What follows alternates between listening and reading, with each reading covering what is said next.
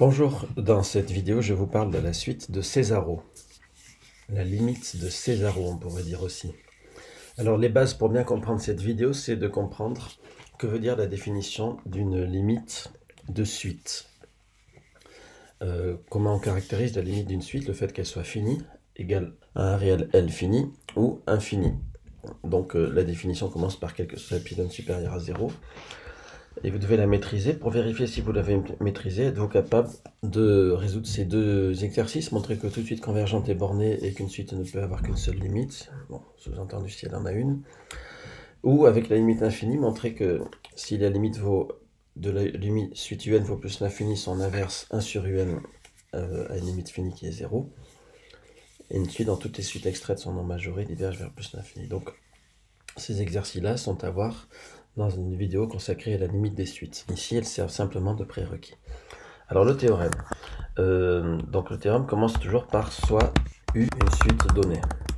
Alors, je rappelle que la notation U signifie UN. On peut écrire aussi UN, N appartenant à N. Et on peut dire que ceci c'est dans R puissance N. Donc une suite donnée à valeur réelle.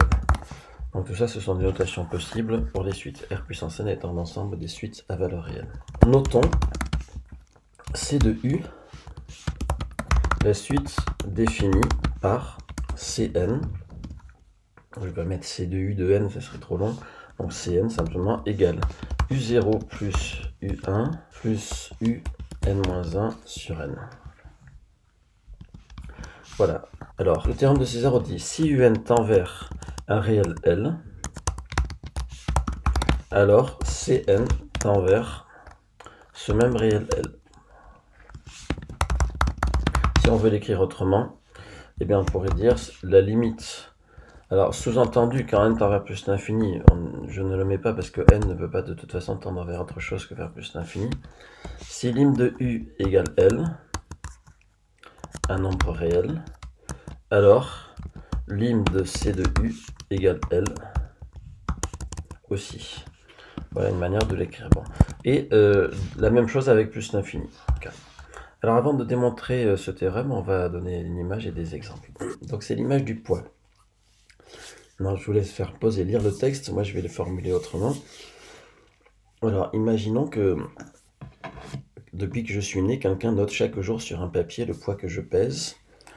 Et ensuite, quand moi je peux le faire, ben, je suis assez grand pour le faire, je le note. Et donc j'ai 18 ans, imaginons, et donc j'ai une liste de chiffres.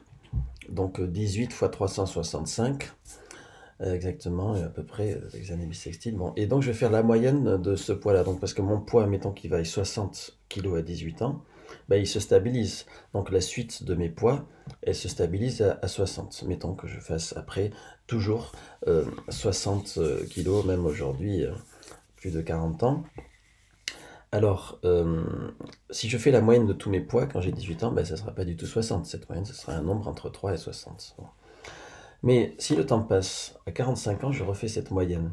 Du coup, à 45 ans, il y a 18 ans de poids progressivement croissant jusqu'à 60. Puis, de 18 ans à 45 ans, une succession d'années de poids constant, quasiment égaux à 60. Et donc, on conçoit bien que la moyenne de mes poids quand j'ai 45 ans, elle, est proche de 60, parce que le chiffre 60 revient beaucoup de fois. Il pèse lourd dans la balance, en quelque sorte. C'est ça, Césaro. Césaro dit que si une suite tend vers une certaine valeur, sa moyenne tend aussi vers cette valeur. Voilà. On va donner des exemples. Avant de donner les exemples, je dois juste dire qu'il y a une notation alternative. C'est d'écrire, alors je vais la noter dans cette vidéo, C'N, c'est pas du tout une notation standard, mais c'est pour le distinguer de Cn. Et cette fois-ci, on va jusqu'à Un. Donc l'essentiel, c'est que, pour la cohérence des calculs, qu'il y ait n termes en haut. Quand on divise par n, on pourrait très bien faire de U2 à Un plus 1, ça n'a pas d'importance, le théorème reste exactement le même. Alors, exemple. Moins 1 puissance n est typiquement une suite qui n'a pas de limite. C'est une suite alternée qui oscille entre la valeur moins 1 et 1. Par contre, quand on fait sa suite de Césaro, elle a une limite. Donc il est assez facile de voir que Cn est égal à 0 si n est pair, alors regardons juste un exemple, hein. C2 c'est égal à U0 plus U1 sur 2, et on voit que c'est égal à 0. Voilà. Et C3, ben, il y aura un terme en plus 1 en plus, donc ça fera un tiers, donc c'est assez facile à écrire, il suffit de l'écrire. Hein. Et donc, du coup, eh bien, Cn tend vers 0. Donc on n'est pas en train de démontrer Césaro, évidemment, puisqu'on traite un exemple. On est en train de voir. Donc l'idée de Césaro, en fait, c'était d'attribuer une limite à des suites qui n'en ont pas. Donc ça, c'est l'exemple d'une suite divergente. Attention, je rappelle que divergent recouvre beaucoup de réalités. Une suite qui tend vers plus l'infini, on dit qu'elle diverge vers plus l'infini. Mais une suite comme celle-ci, qui n'a pas de limite du tout, ni finie ni infinie, on dit aussi qu'elle est divergente. Hein, divergente, c'est le verbe du troisième groupe, c'est tout le reste. Bon. Et donc, de donner une notion quand même de limite à des suites qui n'en ont pas. Voilà. Donc, nous, on ne va pas appeler ça une limite, on va appeler ça la limite de la suite de Césaro associée à la suite. Bon, alors je généralise. Donc, je prends une suite qui tend vers A et une suite qui tend vers B. La suite qui tend vers A, je la pose dans les cases de rang pair, et la suite qui tend vers B dans les rangs impairs. Donc, j'obtiens un mix de deux suites. Et on peut montrer facilement que donc cette suite-là n'a pas de limite, et du coup, sa suite de Césaro a une limite, qui est A plus B sur 2. Donc cette suite n'a pas de limite, hein, parce que si elle en avait, elle en aurait deux, en fait, elle aurait A et B. Donc évidemment, si A égale B, bon, c'est facile, mais si A est différent de B, on se retrouve dans l'exercice que j'ai donné plus haut, c'est-à-dire que montrer qu'une suite ne peut avoir qu'une seule limite. Donc celle-ci, elle en aurait deux, donc elle n'a pas de limite, si A est différent de B. Par contre, Césaro, oui. Alors posons Mn égale ça, on voit clairement que Mn a pour limite A plus B sur 2, puisque U2n tend vers A et U2n plus 1 tend vers B, donc Mn tend vers A plus B sur 2. Maintenant, eh bien, on va regarder ce que se passe quand on somme les Mn. Du coup, hein, donc il fait M2, N-2, plus M2, N-1. Voilà. Et du coup, ça, ben, je vais le diviser par N.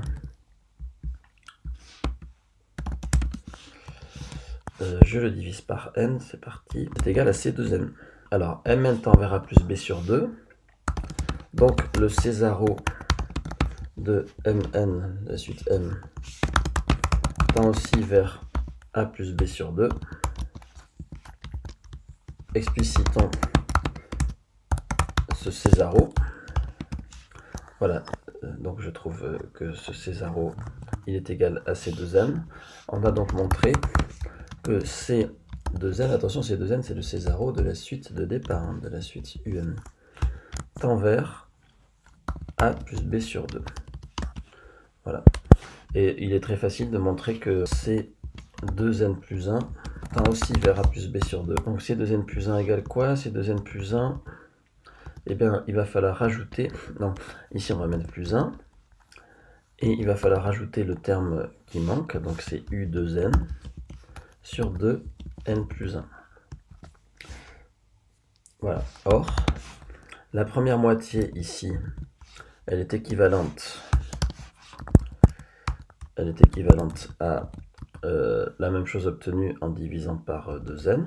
Alors le quotient de ces deux fractions, et ben quand on le fait, tout s'élimine, il reste 2n sur 2n plus 1, et ceci tend vers 1, voilà, et ceci tend vers 0, puisque la limite c'est A sur l'infini, en quelque sorte, on est dans un quotient A sur l'infini.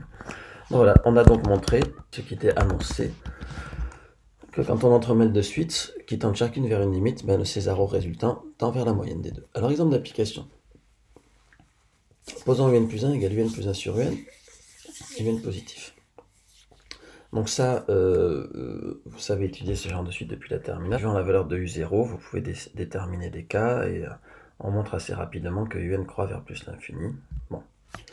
Alors, pour montrer que UN croît vers plus l'infini sans avoir à étudier la fonction, avec le fait qu'elle est monotone, qu'elle est croissante, que tel intervalle est stable, etc., comme on fait visuellement, on a un petit raccourci ici. On peut regarder un plus 1 au carré moins un carré, hein, et on trouve facilement que ça fait 2 plus 1 sur un au carré, supérieur ou égal à 2.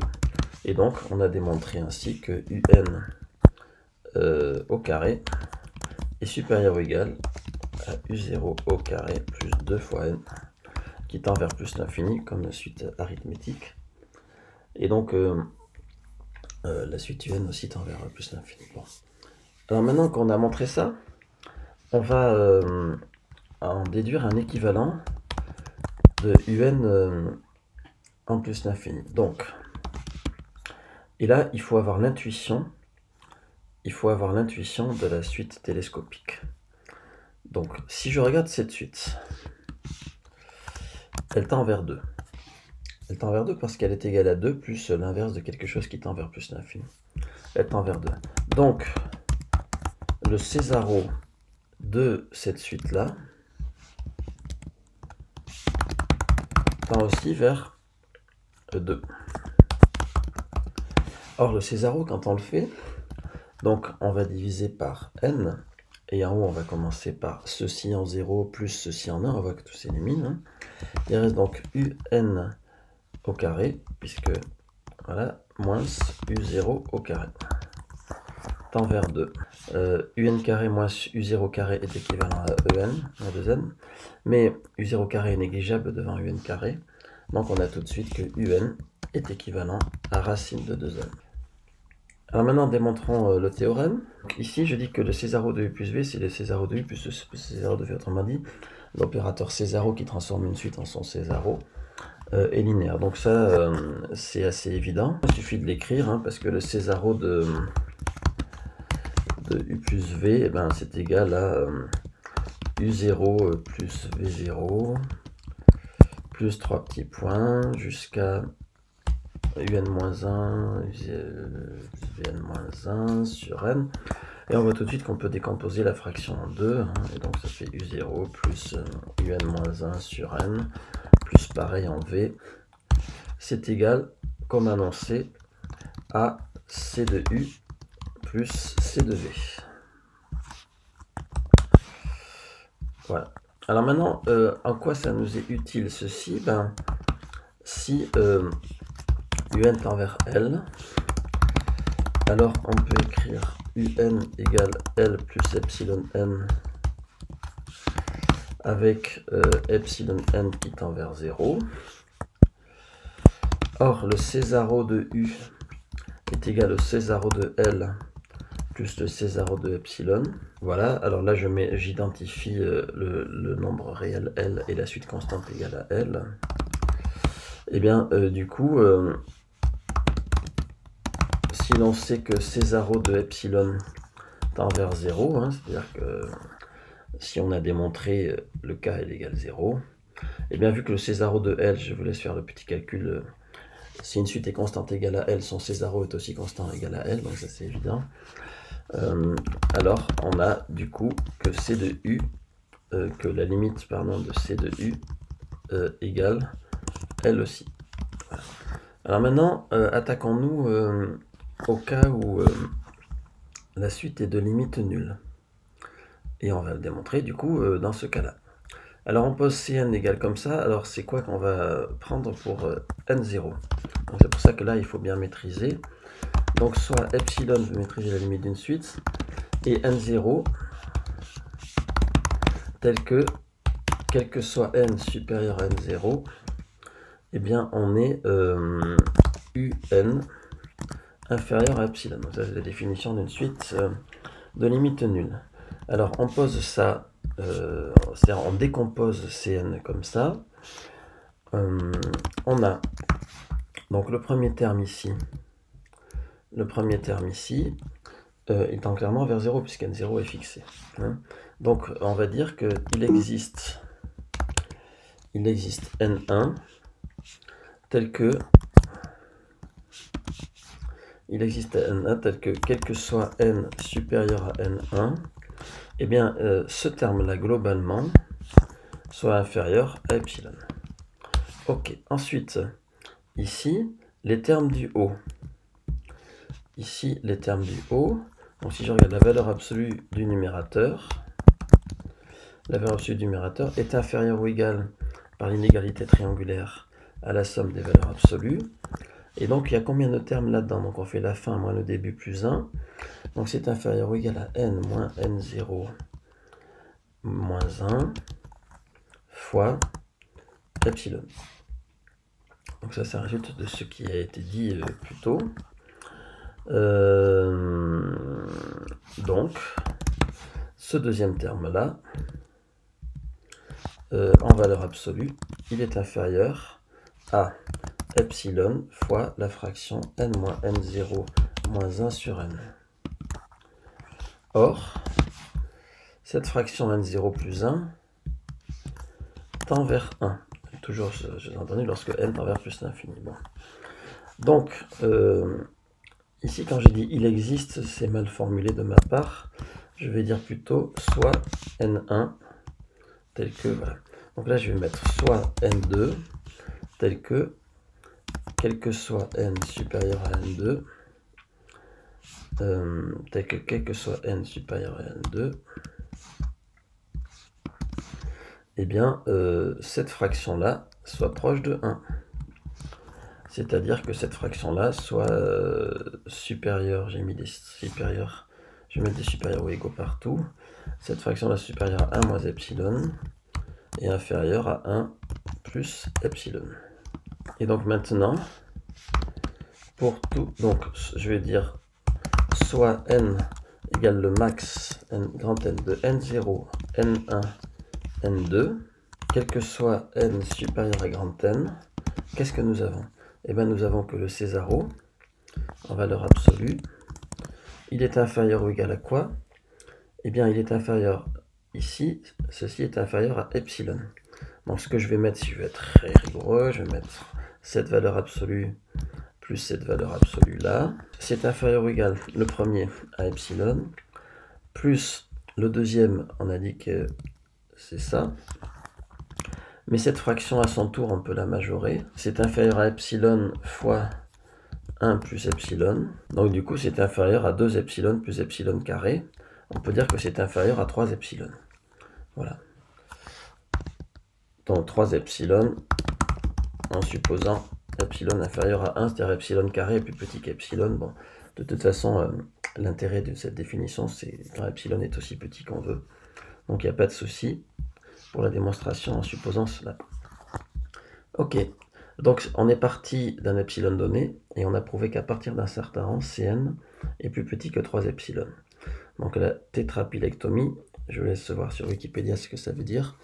On pourrait très bien prendre une gomme et recommencer notre démonstration en disant soit n0 tel que un inférieur à epsilon sur 3. Ici, on pourrait mettre epsilon sur 3 partout, et on aurait à la fin que Cn est inférieur à epsilon, ce qui correspond à la définition formelle. Voilà, la démonstration est terminée pour le cas où la limite est finie. Lorsque un tend vers plus l'infini, c'est pareil. Donc là, c'est pas epsilon, c'est soit m appartenant à R. Et là, c'est un simplement supérieur ou égal à m. On a tous les autres termes, donc là, il n'y a plus besoin de valeur absolue. Tous les autres termes qui sont supérieurs ou égaux à ceci fois m. Donc soit n2 pareil. Et donc ici, je vais enlever la valeur absolue. Et je vais dire que Cn supérieur ou égal à ce terme-là, qui de toute façon, au pire, fait moins epsilon. Et ce terme-là, qui au pire fait 1 moins epsilon fois m. On a quelque chose qui est supérieur ou égal à m moins epsilon facteur de m plus 1. Alors cet epsilon, je ne l'ai pas défini, donc je vais mettre 1 sur m, par exemple, ici à la place de epsilon. Donc ceci, c'est égal à quoi? Eh bien, c'est égal à m moins 1 sur m moins 1. Et c'est supérieur ou égal donc à m moins 1 sur m moins 1. Donc, quitte à prendre m assez grand, on peut dire que ceci est supérieur ou égal à m-2, en supposant m supérieur à 1, ce qui ne change pas l'esprit de la démonstration. Et donc là, il suffirait de partir d'ici, tel que un est supérieur à m plus 2, et on aurait Cn plus grand que m. Donc on a montré le théorème. Alors maintenant, la réciproque. La réciproque, une fois qu'on a montré ce théorème, donc vous vous souvenez, on a dit si une suite converge vers petit l, alors sa suite de Césaro converge vers petit l. On a vu des exemples de suites de Césaro qui ne convergeaient pas vers petit l, mais leur Césaro convergeait quand même. Et on a dit que donc le Césaro englobait la notion de limite. Si une suite tend vers petit l, son Césaro tend vers petit l. Et si une suite ne tend pas, son Césaro peut éventuellement tendre. Donc, si on prend une suite et qu'on s'intéresse à la limite du Césaro de cette suite, on peut obtenir une notion qui englobe la notion de limite. Alors, des contre-exemples où le Césaro converge mais pas la suite, ben, on a le moins 1 puissance n, hein, ou l'application du paragraphe précédent. Voilà. Alors, cependant, la réciproque est vraie dans le cas où n est monotone, c'est-à-dire que quand n est monotone, il y a équivalence entre un tend vers petit l et Cn tend vers petit l, ou un tend vers plus l'infini, Cn tend vers plus l'infini. Donc, pour le démontrer, c'est simple. Une suite qui est monotone, un, soit elle converge soit elle diverge vers plus l'infini. Donc, soit elle converge vers un nombre, supposons elle est croissante. Mettons, voilà, c'est pareil, ce sera la même chose si elle est décroissante. Soit elle converge vers un nombre petit l, auquel cas sa suite de Césaro aussi. Soit elle converge vers plus l'infini, auquel cas sa suite de Césaro aussi. Donc si j'ai une suite monotone dont le Césaro converge vers petit l, ben cette suite monotone ne va pas tendre vers plus l'infini, sinon son Césaro converge vers plus l'infini. Donc, puisqu'elle n'a pas d'autre choix, elle va converger vers un nombre, et ça va être le même évidemment que petit l. Puisque sinon, son Césaro convergerait vers autre chose. Donc la réciproque est vraie dans le cas où n est monotone. Et maintenant, une application d'Alembert et Cauchy. Donc ça, d'Alembert et Cauchy, ce sont des critères pour savoir si une série converge ou non. On les utilisera dans une vidéo consacrée aux séries convergentes ou divergentes. Pour l'instant, je vais juste démontrer que si un tend vers petit l, alors racine énième de un tend vers petit l, et lorsque j'en parlerai dans la vidéo consacrée aux séries convergentes ou divergentes, eh ben, je vous inviterai à venir sur cette vidéo aussi pour la démonstration. Alors on va démontrer ce joli résultat.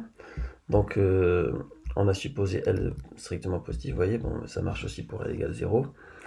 Alors, donc le fait qu'on ait ceci, ça implique que ln de un plus 1 moins ln de un tend vers ln de L. Alors comme j'ai supposé L strictement positif, j'ai pas de problème de définition, tout est défini. Donc le Césaro de quelle suite? Eh bien de la suite des ln ici, tend aussi vers ln de L. Très bien. Or ce Césaro est télescopique. Donc les Césaros sont très utiles dans les suites télescopiques, comme vous pouvez le voir. ln de un moins ln de u0 sur n. Ici, on peut voir que ln de u0 sur n tend vers 0. Donc ceci implique immédiatement que la même chose reste vraie si on enlève ln de u0. Voilà. Et si on prend l'exponentielle de chaque côté, eh bien on a exactement, après avec les formules élémentaires du ln, on a exactement ceci. Voilà. Donc exercice, déterminer la limite de n un, indication, utiliser le Césaro de 1 sur un plus 1 moins 1 sur un. Voilà un exercice d'application qui est exactement dans le même esprit que précédemment, un Césaro télescopique. Et donc je vous ai mis une petite photo de Césaro, fin 19e. Voilà, j'espère que je vous ai éclairci sur la suite de Césaro, et je vous donne rendez-vous dans une prochaine vidéo.